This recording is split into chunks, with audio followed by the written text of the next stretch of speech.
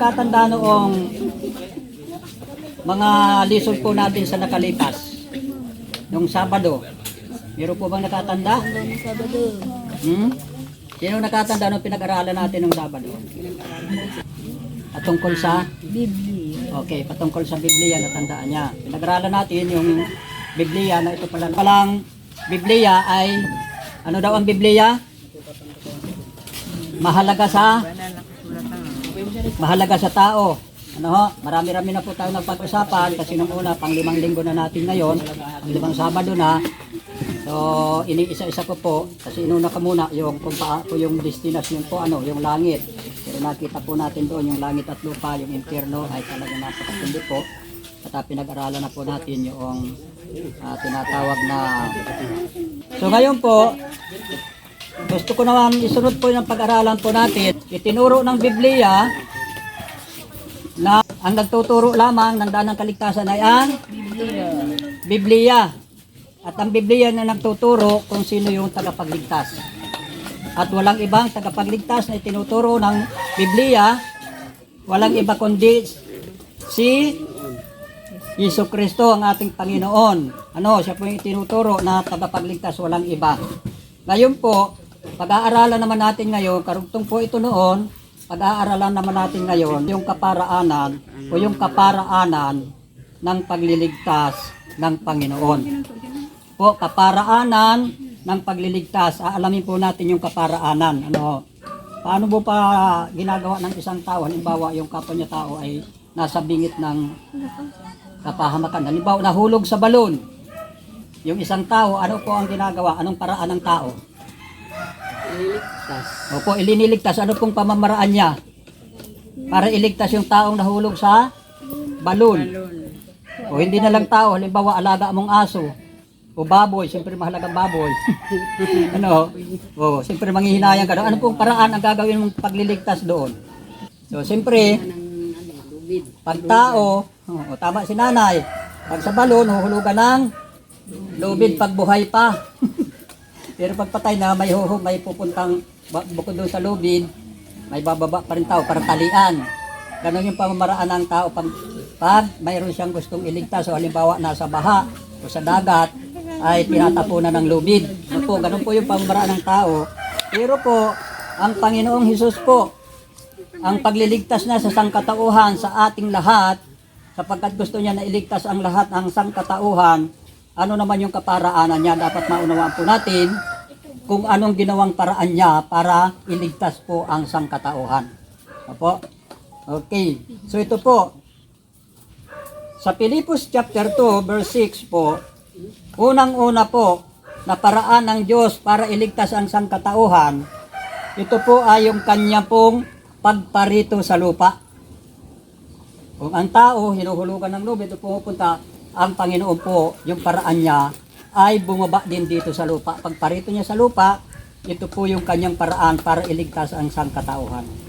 Kasi po kung hindi siya bababa rito, at kung magsasalita lang ang Diyos, tinig lang, hindi po natin maiintindihan ang kanyang salita. Kasi po tao tayo. Ano? Kaya lang po, ang paraan niya, para iligtas ang sangkatauhan sa kapahamakan, nagkatawang tao siya bumaba po sa lupa. Nag-anyong tao para makausap natin bilang tao. Kasi po, halimbawa, yung langgam gusto mong tulungan. Magparasalita ka daw dyan, Kuya Hilarion, "Uy, langgam, gusto kitang tabangan." Kaya naintindihan ka man kayan. Hindi tayo maintindihan yan. At kung hindi ka mag-anyong langgam, para makatulad mo siya, bago pa lang maintindihan yung gusto mong sabihin sa kanya. Ganun po yung ginawa ng Panginoon. Sabi po sa Pilipos chapter 2, verse 6 hanggang 8, na bagamat siya Diyos, ay hindi nagpilit na manatiling kapantay ng Diyos. Bagkus sinubad niya ang lahat ng katangian ng pagka-Diyos. Nagkatawang tao at namuhay na isang alipin. Nang maging tao siya, nagpakababa at naging masunurin hanggang kamatayan sa krus. Hanggang sa kamatayan sa krus. Ganun po yung ginawa niyang pamamaraan. Hindi siya normal na tao, bumaba siya rito, nag-anyong tao, at sabi po rito sa sinulat ni Apostol Pablo, ay sa pagiging tao niya, siya po ay naging mapagpakumbaba at naging masunurin hanggang kamatayan sa krus. Kasi po kung hindi siya magpapakumbaba, hindi siya lalapit sa taong makasalanan. Yun po. Number 1 po yan na paraan. Ano ho? Unang paraan, yung kanyang pagparito sa lupa. Pumunta siya rito para iligtas ang sangkatauhan. Korinto chapter 8 verse 9 sabi po rito, alam ninyo na kung gaano kalaki ang pag-ibig ng ating Panginoong Jesus na bagamat mayaman ay nagpakadukha upang maging mayaman tayo sa kapamagitan ng kanyang karukhaan. Biruin mo po yun, isang napaka rangal na tao, iniwan niya yung kanyang karangalan na yon at bumaba sa dito po sa anyong tao na parang makasalanan. At sabi doon, para tayo ay maging mayaman sa pamagitan ng kanyang karukhaan. Yun po yung unang pamamaraan ng Diyos na para iligtas ang tao ay yung pong kanyang pagparito sa lupa. Pangalawa po, na pamamaraan, yung kanya pong kamatayan sa krus. Yung pong kamatayan sa krus, yun po ay paraan para sa kaligtasan natin lahat. Sa John chapter 3 verse 14-15, sabi po rito, at kung paanong itinaas ni Moises ang ahas sa ilang, gayon din naman dapat iataas ang anak ng tao. Kasi po noong mga panahon, yung bansang Israel po na napakatigas ng ulo, masuwayin sa mga pinag-uutos ng Diyos, nagre-rebelde sila. Ang ginawa ng Diyos, pinadalhan ng salot ng mga makamandag na ahas. Sa pamagitan ng makamandag na ahas na yon, maraming natuklaw at maraming namatay.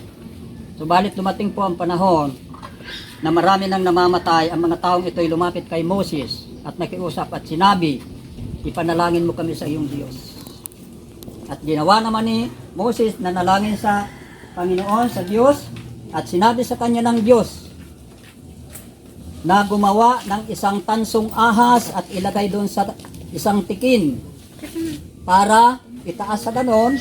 At sinabi niya, ang sino man tumingin doon ay kahit matuklaw ng ahas ay hindi mamamatay.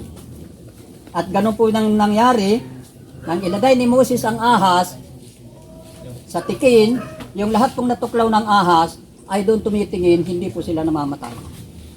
Yun po yung solution na binigay. Ngayon, sa buhay po natin, sabi rin kung paano itinaas ang ahas sa ilang galing, dapat itaas ang anak ng tao. Sino ang nataasan? Sino ang napahanin tulad na itinikin din siya sa kahoy? Di ba si Christ? Ilinagay din siya sa cross, ipinako. At yun po ang solusyon doon sa parusang kamatay ng tao. Kasi po ang kamandag sa buhay po natin spiritual ay ang kasalanan. Ang kasalanan ang magdadala sa atin sa kapahamakan. Subalit po, yung paraan ng Diyos ay yung kanyang kamatayan po sa krus, ayun po ang pangalawang kaparaanan para po maligtas ang sangkatauhan. Kasi po pag walang hindi mamamatay si Jesus, akala nung iba yung kamatayan ni Jesus ay katalunan. Pero hindi po, yun ay tagumpay para sa pagliligtas ng Panginoon. Ano ho? Okay, sabi po rito sa karugtong pong ating binasa, kailangan itaas ang anak ng tao upang ang sinumang sumampalataya sa kanya ay magkaroon ng buhay na walang hanggan. So ibig sabihin po, yung solution po doon sa kabayaran ng kasalanan natin kapag nagtiwala tayo sa Diyos, kay Kristo, sabi po roon, ang sumampalataya ay magkakaroon ng buhay na walang hanggan. Kasi po yung kamatayan na yon, yun po ay isa sa paraan para iligtas ang sangkatauhan. 1 Corinthians chapter 1 verse 18, sabi po rito, sa mga napapahamak, ang aral tungkol sa pagkamatay ni Kristo sa krus ay kahangalan. Ngunit sa atin na mga ilinigtas, ito ay kapangyarihan ng Diyos. Yun po sa mga hindi naniniwala, kala nila yung pagkamatay ni Jesus sa krus ay kahangalan. Pero po sa mga ilinigtas, ito po yung kapangyarihan. Kasi po yung kapangyarihan, yung kamatayan ni Jesus po, yun po ang kapangyarihan ng para iligtas po ang sangkatauhan. Po. Okay, 1 Corinthians chapter Times 2 po, hanggang 3, sabi po ito, sa pamagitan nito ay naliligtas kayo kung matatag kayong mananangan sa salitang ipinapangaral ko sa inyo. Liban na nga lamang kung kayo'y sumasampalataya na di iniisip ang inyong sinasampalatayanan. Sapagkat ibinigay ko sa inyo at itong pinakamahalagang aral na tinanggap ko rin si Kristo, namatay dahil sa ating mga kasalanan bilang katuparan ng nasasaad sa kasulatan. Ito po yung katuparan ng nasasaad sa kasulatan na ang pagliligtas po ng Panginoon sa pamagitan ng kamatayan ng Panginoon. Ang hirap yata ng paraan na yun, ano? Hindi natin kaya yun. Halimbawa, maliligtas mong kaibigan mo. Tapos ang kaparaanan mo para may ligtas ay mamamatay ka. Kaya natin yun. Hirap hindi natin gagawin yun. Hirap po ang Diyos. Isang kaparaanan para iligtas ang isang katauhan, yung kanyang buhay po ang ibinigay. So, okay. Number 1 po, yun po yung paraan ng Diyos. Pangatlo po, nakaparaanan yung kanyang pong pagbububo ng kanyang dugo. Hindi lang po yung pagkamatay, kundi nagbubuo pa po ng dugo. Kasi po yung dugo, nagsisimbolo po sa paghuhugas ng kasalanan ng sangkatauhan. Sa sino man sa mananampalataya sa Kanya sa pamagitan ng Kanyang dugo, yun po ay lumilinis sa ating mga karumihan at nagpatawad ng ating mga kasalanan. Kaya hindi lang po yung pagkamatay, nagbubuo pa po siya ng dugo. Ano po? Okay. 1 Peter chapter 1 verse 18-19 sabi po rito, alam ninyo kung ano ang itinubos sa inyo sa walang kabuluhang pamumuhay. Sabi po rito yung walang kabuluhang pamumuhay natin, sabi rito na inyong minana sa inyong mga magulang. Ang itinubos sa inyo ay hindi mga bagay na nasisira o nauubos, pares ng ginto, pilak, kundi ang buhay ni Kristong inihain sa krus. Siya ang korderong walang batik at kapintasan. So hindi raw po pira, hindi salapi, hindi ginto ang ipinantubos niya sa tao. Doon sa mga sasampalataya sa kanya, kundi yung kanya pong dugo. Hindi pira, kundi yung kanyang dugo po. Ano po? Okay. Sabi po rito sa Pahayag chapter 5 verse 9, inawit nila ang bagong awit na ito. Ikaw ang karapat-dapat na